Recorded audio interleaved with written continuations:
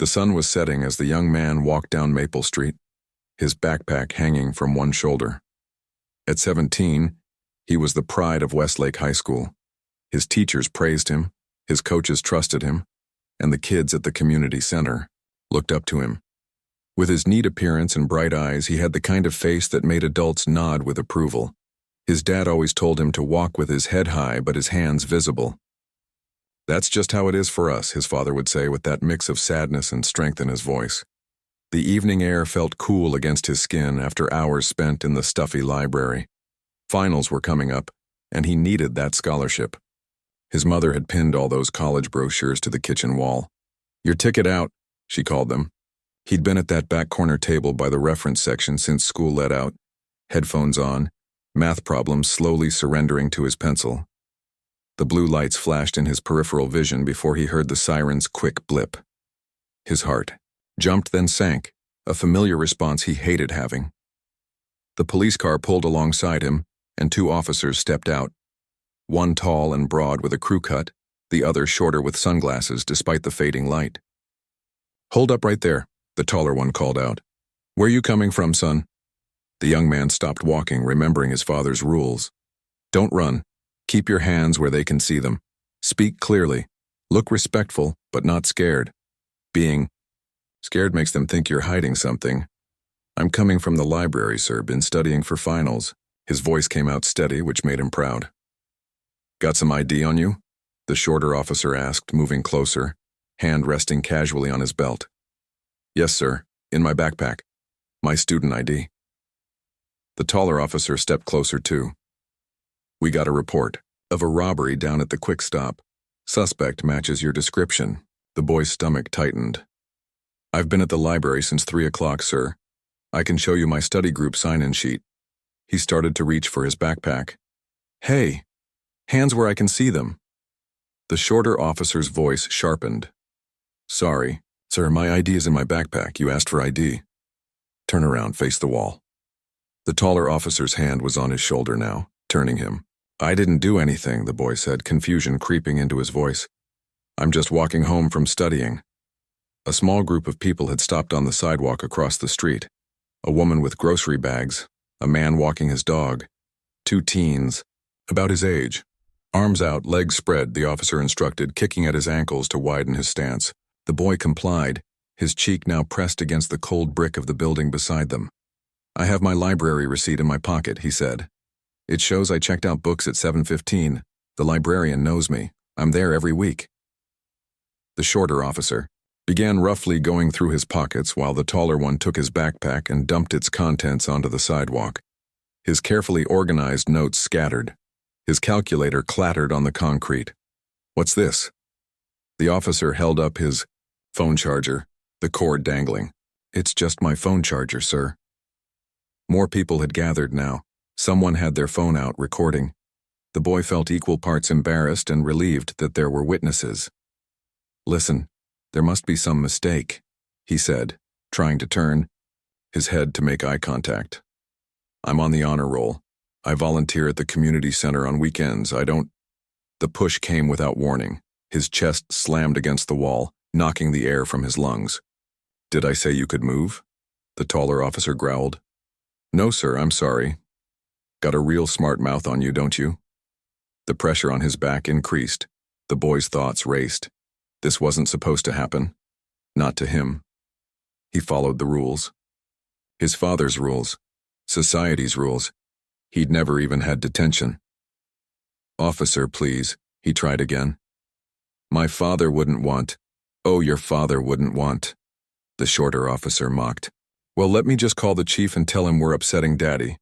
The boy felt the officer grab his arm, twisting it behind his back. Pain shot through his shoulder. "Stop resisting," the officer shouted, though the boy wasn't moving at all. "I'm not resisting," he gasped. Across the street, the crowd grew larger. Voices rose. "He's just a kid," someone called out. "He's not doing anything wrong. I'm recording all of this." The taller officer turned toward the crowd. "Stay back. Police business." The grip on the boy's arm tightened. He was spun around and pushed backward until he hit the patrol car. The Ike's impact made him grunt in pain. Listen, he said, his voice shaking now. My father is— I don't care if your father is the mayor. The shorter officer snapped, pressing him against the car. More phones were out now. The boy could see their lights, blinking in the growing darkness. Check his bag again, the taller officer said. There must be something. There's nothing in my bag but books, the boy insisted. Please, just let me show you my ID. When the officer finally pulled his wallet from the backpack, the boy felt a flash of relief. Now they would see. Now they would know they had the wrong person. The taller officer flipped open the wallet and looked at the school ID. Something in his expression changed, just slightly, a flicker of doubt. But then it hardened again. This doesn't prove you weren't at the Quick Stop an hour ago. But I was at the library. Call them. Ask Mrs. Wilson at the front desk. She knows me. His voice had risen now, fear making it crack. He hated that crack, that betrayal by his own body. Turn around. The shorter officer grabbed him again. Why? What are you doing? I didn't do anything. He felt the cold metal of handcuffs against his wrists. The click seemed impossibly loud. You're detaining me? For what? His mind raced to his civics class, to the rights they'd learned about. Don't I get a phone call, please? I need to call my father. The officers exchanged glances. The taller one laughed. Sure, kid. You'll get your call down at the station. As they moved to put him in the back of the patrol car, the crowd's protests grew louder. A woman stepped forward, her phone held high. That boy has rights, let him make his call. Something in her tone made the officers pause. Maybe it was the authority in her voice. Maybe it was all the recording phones. Maybe it was the growing crowd. Fine, the shorter officer said, pulling the boy's phone from his pocket. One call. Make it quick. With trembling fingers and handcuffed wrists, the boy took his phone. As he dialed the number he knew by heart, he looked up at the darkening sky and took a deep breath. His father always told him to call no matter what, no matter when. If you're ever in trouble, you call me first, he'd say, before you say another word to anyone. Now the boy understood why. The boy's fingers trembled as he held the phone, the officers watching his every move. The crowd across the street had grown to at least 20 people now, their phones raised like tiny beacons in the darkening evening. A streetlight flickered on above them, casting everything in a harsh yellow glow. Hurry up, the taller officer said, checking his watch. You got 30 seconds. The boy nodded, trying to steady his breathing as the phone rang once, twice, 3 times. What if his dad didn't pick up? What if he was in a meeting? The thought made his stomach twist. Dad? His voice cracked when the ringing stopped. Dad, it's me. He could hear his father's voice shift immediately from casual to concerned. Dads always knew when something was wrong. I'm being arrested, the boy continued, his voice low but clear, on Oak Street by the library. I didn't do anything. They hurt me, Dad. He wanted to say more, to explain about the robbery he didn't commit, about his scattered notes on the sidewalk, about the growing crowd of witnesses, but the shorter officer reached over and snatched the phone from his hand. That's enough, the officer said, ending the call with a quick swipe. But the boy started to protest. In the car. Now. The taller officer grabbed his arm, guiding him toward the open door of the patrol car. As they pushed his head down to move him into the back seat, the boy caught a glimpse of the woman who had spoken up earlier. She was still recording, her eyes locked with his in a silent promise. I saw what happened. I'll tell people.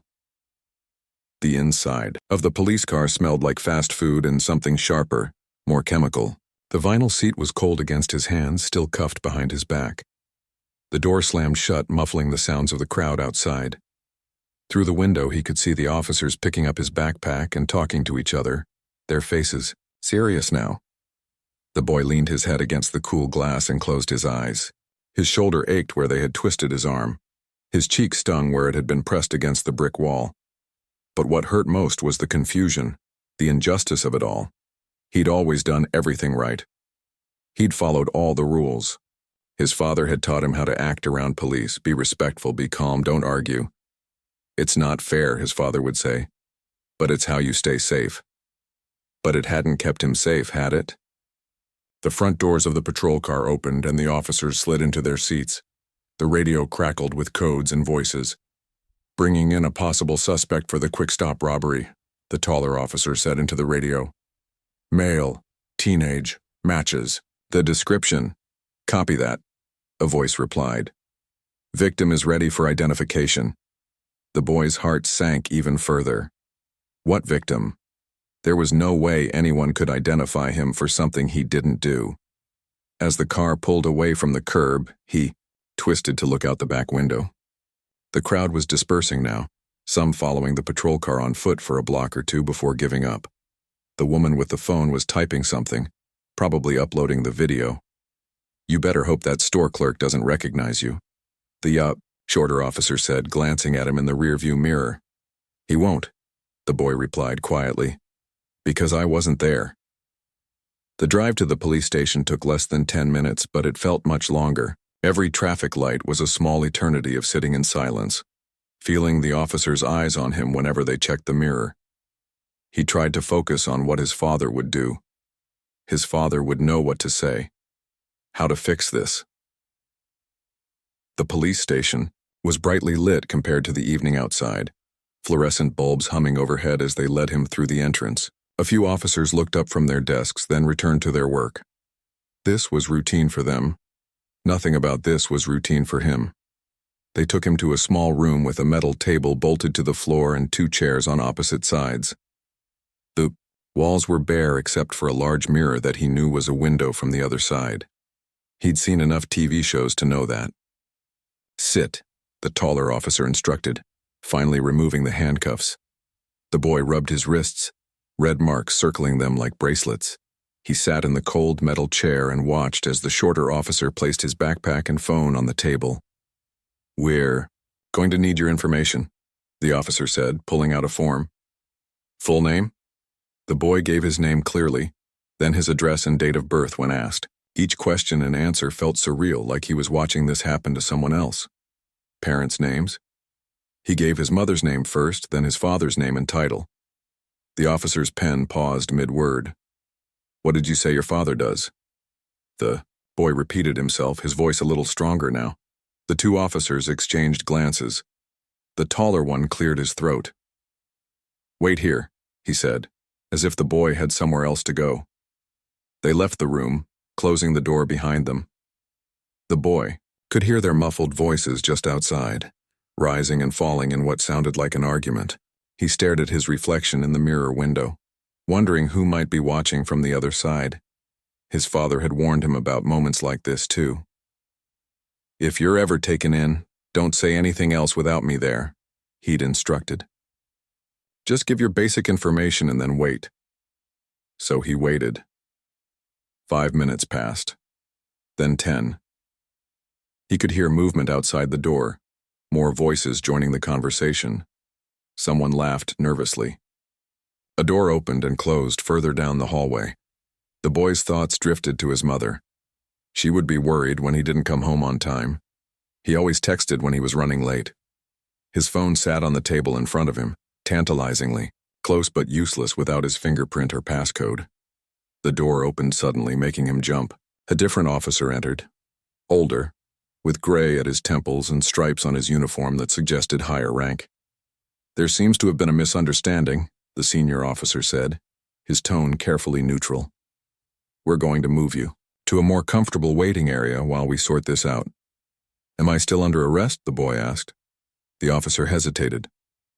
"You're being detained while we investigate," he said finally. "But we're working to clear this up quickly." The boy was led to another room, this one with padded chairs and a water cooler in the corner. It looked like a small break room or conference area. The senior officer handed him a paper cup of water. "Your father has been contacted," he said. "He's on his way." The boy nodded, relief washing over him like a wave. His father was coming. Things would be okay now. But as the door closed again, leaving him alone in this slightly nicer room, he couldn't help but wonder, what about all the other people like him who didn't have fathers who could make police officers nervous just by having their titles mentioned? What about the people whose calls wouldn't send senior officers scrambling? Outside the room, he could hear phones ringing more frequently now.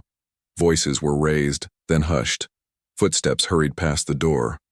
Something was happening.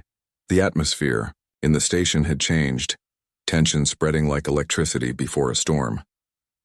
His father was coming, and from the sound of things, everyone knew it. The father's phone nearly slipped from his hand when the call ended abruptly. He stood frozen in his office, the skyline of the city visible through the large windows behind his desk. The state seal hung on the wall, a constant reminder of the responsibility he carried. "Sir?" His assistant appeared in the doorway, concern etched on her face. "Is everything all right?" The father straightened his tie, his mind already 3 steps ahead. "No," he said simply. "My son's been detained by police on Oak Street. Call my driver immediately." The assistant's eyes widened, but she asked no questions. Good assistants never did. "Right away, sir." As she hurried off, the father opened his desk drawer and pulled out a small recorder, the kind journalists used, and slipped it into his pocket. Then he picked up his own phone again and made 3 calls in rapid succession. The first was to the police commissioner. "This is the Attorney General," he said when the commissioner answered, his voice steady but cold. "My son has just been arrested on Oak Street. He is 17 years old. He has no criminal record. I am en route to the station now, and I expect to find him unharmed and treated with full legal courtesy. Am I understood?" He didn't wait for a full reply before ending the call and dialing the mayor's direct line. "There's been an incident," he told the mayor. "Police officers in your jurisdiction have detained my son without cause. I suggest you meet me at the station if you want to get ahead of what will undoubtedly become a significant story by morning." The third call was to his chief of staff. "I need a full team at the downtown precinct in 30 minutes, he instructed. "Legal communications, everything. And contact our civil rights division. This is now both personal and professional." As he gathered his coat and briefcase, his phone began buzzing with incoming calls and messages. News traveled fast in this city, especially bad news. Especially news about the Attorney General's son being arrested. The boy's mother called as he stepped into the elevator. "I just got a call from one of the neighbors," she said, panic edging her voice. "They saw a video online. Our son—" "I know," the father cut in. "I'm already on my way. He called me." "Is he hurt?" "What happened? I'm leaving work now." "Stay where you are," he said, softening his tone. "I'm handling it. I'll bring him home. Myself." The Blacktown car was already waiting when he exited the building. His driver held the door open, face professionally blank, despite surely knowing what was happening. The father slid into the back seat, checking his watch. 20 minutes since the call. 20 minutes too long. "Downtown precinct," he told the driver. "Fastest route, please." As the car pulled away from the curb, the father looked out at the city. His city, in many ways. The same city where his son couldn't walk home from the library without being harassed. The anger he had been controlling began to simmer closer to the surface. His phone buzzed with a text from his chief of staff. Video already circulating. 50K views and climbing. The father typed back, "Save everything, all angles." The traffic lights seemed to conspire against them, turning red at every intersection. The father leaned forward. "Use the lights," he told his driver. The driver hesitated. The car wasn't a police vehicle, but as the Attorney General's transportation, it was equipped with emergency lights for certain situations. "Sir, protocol states—" "This is an emergency," the father said firmly. "Use the lights." The blue and red flashes cleared, their path through traffic, cutting the journey time in half. As they approached the police station, the father could see news vans already setting up outside. Someone must have tipped them off. Good. When the town car stopped at the precinct entrance, a deputy chief was waiting outside, visibly nervous. "Sir, we're looking into the situation. There seems to have been a misunderstanding." The father walked past him without slowing. "Where is my son?" Inside, the station hummed with unusual activity. Officers who normally wouldn't be at their desks, after hours, were suddenly present. Files were being reviewed. Whispered conversations stopped as he passed. The front desk sergeant shot to his feet.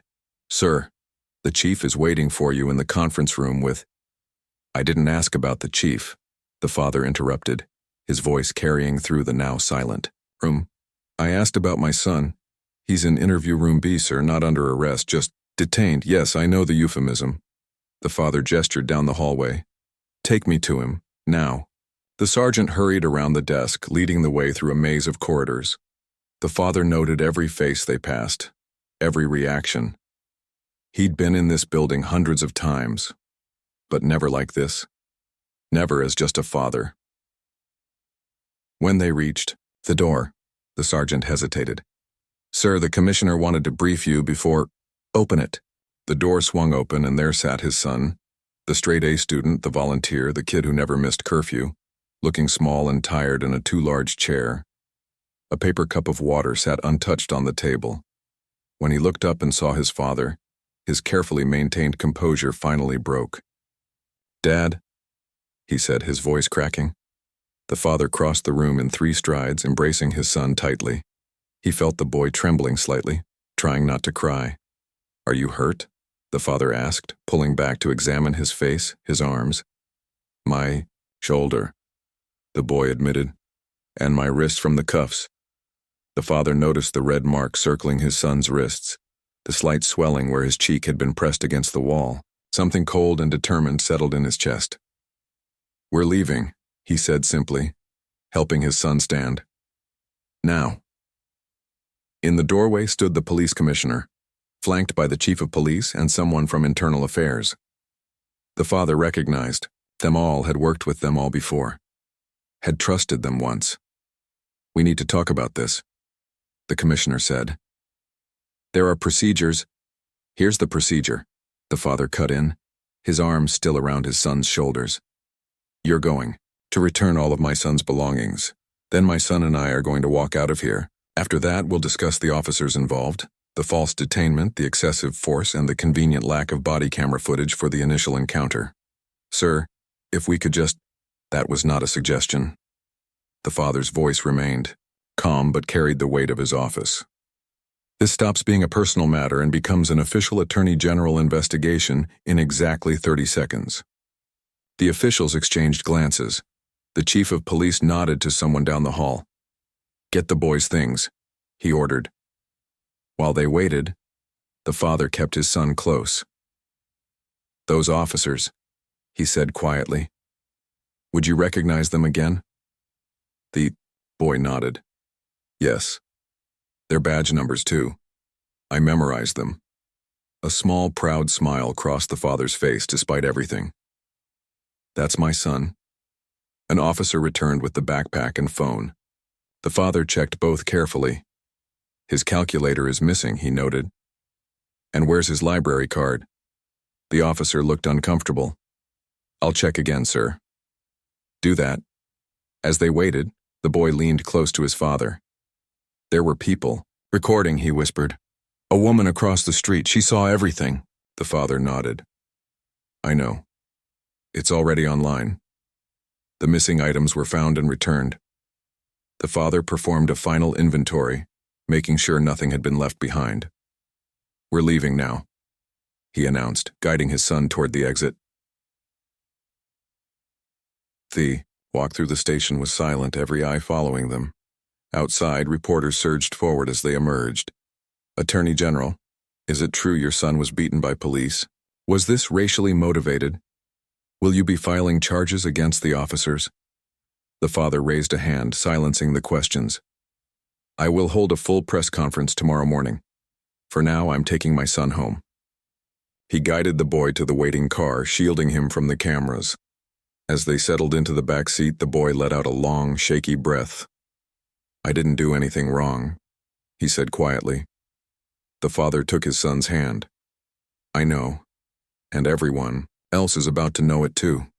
As the car pulled away from the curb, the boy leaned his head against his father's shoulder, finally allowing himself to relax. The father stared out the window, watching the police station recede in the distance. This wasn't over. It was just beginning. Morning light streamed through the blinds of the family's kitchen as the boy sat at the table, a mug of tea growing cold between his hands.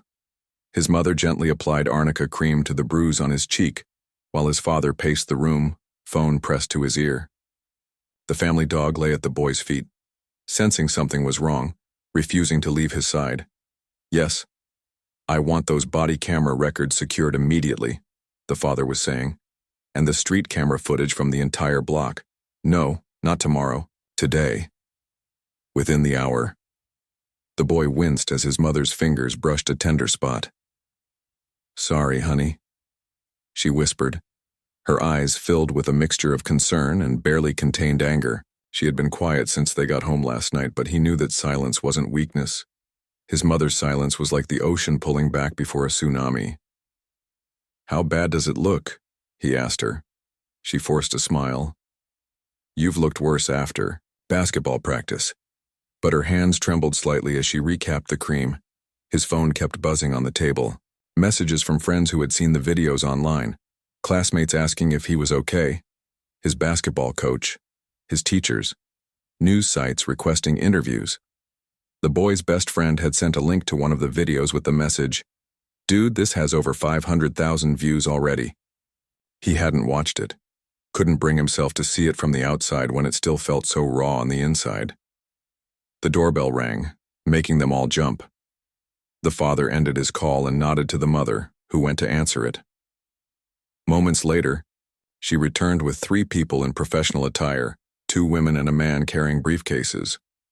"This is my legal team," the father explained.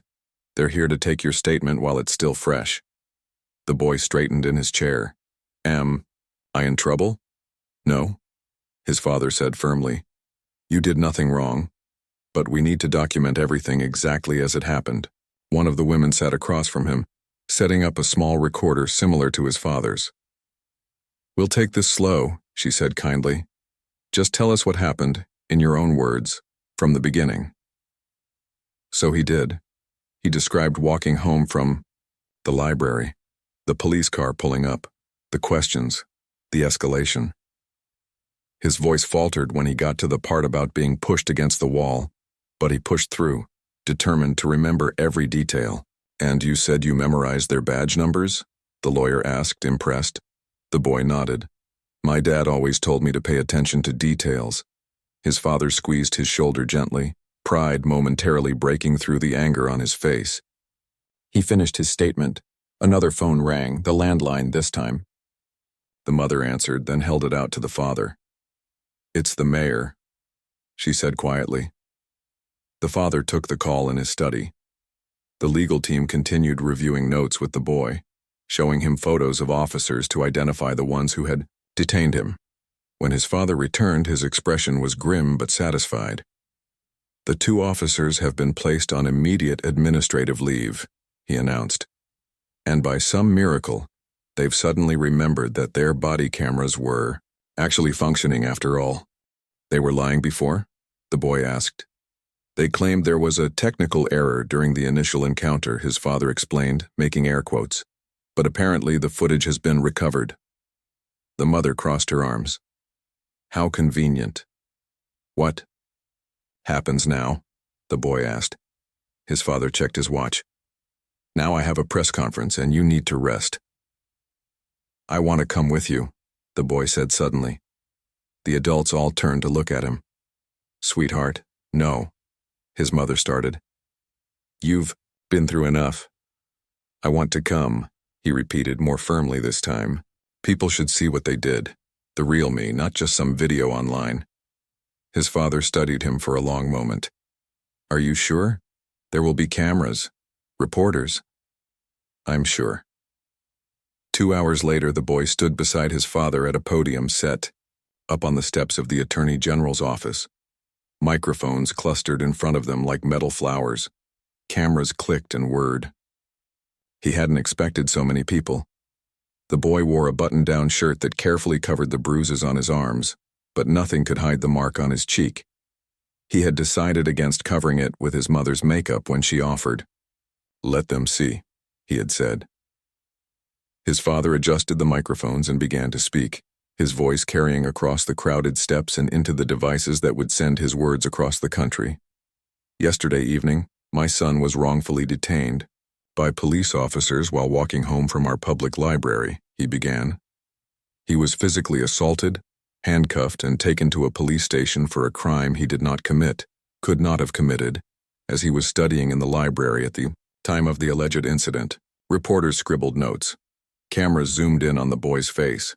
"I stand before you today not just as the Attorney General of this state, but as a father," his father continued, his voice steady but filled with controlled emotion. "A father who received a call that every parent dreads. A call from my child, frightened and in pain, saying, 'They hurt me, Dad.'" The boy swallowed hard, remembering that moment. "For 5 years I have led a task force on police reform and accountability in our state," his father said. "I have worked alongside good officers who serve with honor. I have advocated for better training, for community policing, for rebuilding trust between law enforcement and the citizens they serve. I believed we were making progress." He paused, looking out at the sea of faces. "Yesterday proved we have not made enough. What happened to my son happens to young people across this country every day. The difference is, most of those young people cannot call a parent with the authority to demand justice.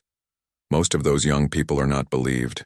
Most of those young people do not see swift action against those who harm them." The father placed a hand on his son's shoulder. "The officers involved have been placed on administrative leave pending a full investigation. The body camera footage, which was initially reported as unavailable due to a technical error, has mysteriously been recovered and is being reviewed. We have already filed a formal complaint and will be pursuing all legal remedies available." A reporter called out, "Will you be pressing criminal charges against the officers?" "All options are on the table," the father replied firmly. Another asked, "Is this a case of racial profiling?" The father looked at his son, then back at the reporter. "My son was detained because he matched the description of a suspect. He was walking home from the library with a backpack full of books. You can draw your own conclusions." After a few more questions, the father gestured to his son. "My son has asked to say a few words." The boy stepped forward, his heart hammering in his chest. He had never spoken in public like this before. The rows of faces staring back at him blurred slightly. But then he thought of the woman across the street who had spoken up for him, who had recorded what happened. He thought of all the people who didn't have someone to speak up for them. He leaned toward the microphones. "Yesterday I learned that doing everything right isn't always enough," he said, his voice gaining strength with each word. "I'm an honor student. I volunteer. I've never been in trouble. None of that mattered when those officers decided I looked like someone who had done something wrong."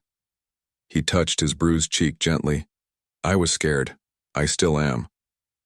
But I'm also angry, not just for me, but for everyone who goes through this without cameras watching, without someone important to call. I don't want anyone else to feel what I felt yesterday."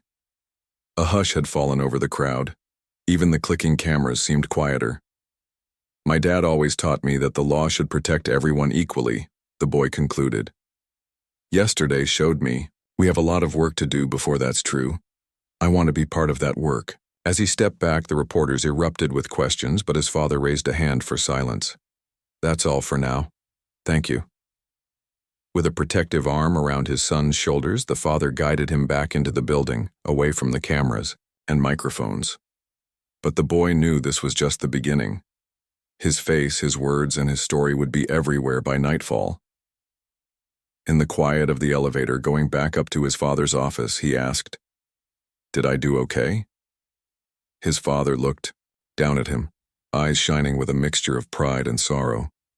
"You did more than okay. You did something important." The elevator doors opened and they stepped out together, ready to face whatever came next.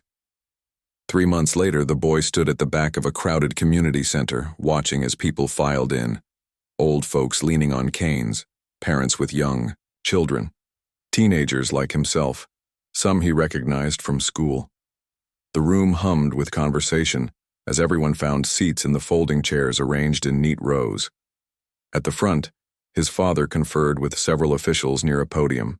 A projector screen displayed the words Community Safety and Police Accountability Town Hall. The boy fidgeted with the sleeve of his button-down shirt, nervous despite not having to speak tonight. This was his father's show. He was just here to watch. "Hey," A voice beside him made him turn. It was the woman who had recorded the video that night, the one who had spoken up for him when others just watched. He'd met her properly a few weeks after the incident when she came to give her official statement. "I didn't know you'd be here," he said, genuinely pleased to see her. She smiled. "Wouldn't miss it. Your dad's bill is a big deal." The boy nodded. The Police Accountability and Community Trust Act, or PACT as everyone called it, had been stalled in the state legislature for months before his incident. Now it was the centerpiece of tonight's town hall. His father had explained it to him one night over dinner. "It's not just about body cameras anymore," he'd said. "It's about who reviews the footage, about independent oversight, about consequences that actually matter." The last 3 months had been a whirlwind. The body camera footage had finally been released to the public 2 weeks after his detention. The video confirmed everything the boy had said: his compliance, the officers, aggression, the unnecessary force. The convenience store clerk had confirmed he was not the robber. Security footage from the library proved he had been there during the time of the robbery, just as he'd claimed. Both officers had been fired. Criminal charges were still being considered by a special prosecutor. The boy had become something of a reluctant celebrity. Interviews, panel discussions, speaking to youth groups about knowing their rights. His friends treated him differently now, some closer, some more distant, unsure how to act around him. Girls who had never noticed him before suddenly knew his name. His mother worried about the attention. "You're still just a kid," she'd said one night, sitting on the edge of his bed like she used to when he was little. "You don't have to carry this." But he did. Every time he saw a police car, his heart still raced. Every time he walked home alone, he felt exposed. Carrying it was the only way to make it mean something. The murmuring in the room quieted as his father approached the podium. The boy found a seat in the back row, the woman sitting beside him. "Thank you all for coming tonight," his father began. 3 months ago, my son was wrongfully detained and assaulted by police officers on his way home from our public library." A few heads turned toward the boy. He kept his eyes forward. "What happened to my son was not unique," his father continued. "What was unique was the response. Because of who I am, because of the position I hold, those officers were quickly held accountable. The system worked the way it should, for my family." The father paused, looking out at the diverse crowd. "But for how many of your children, siblings, friends, or neighbors has the system failed?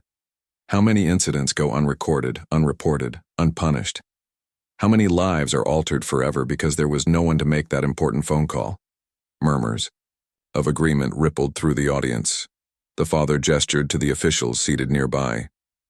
"That's why I'm grateful to announce that tomorrow, the Police Accountability and Community Trust Act will be brought to a vote.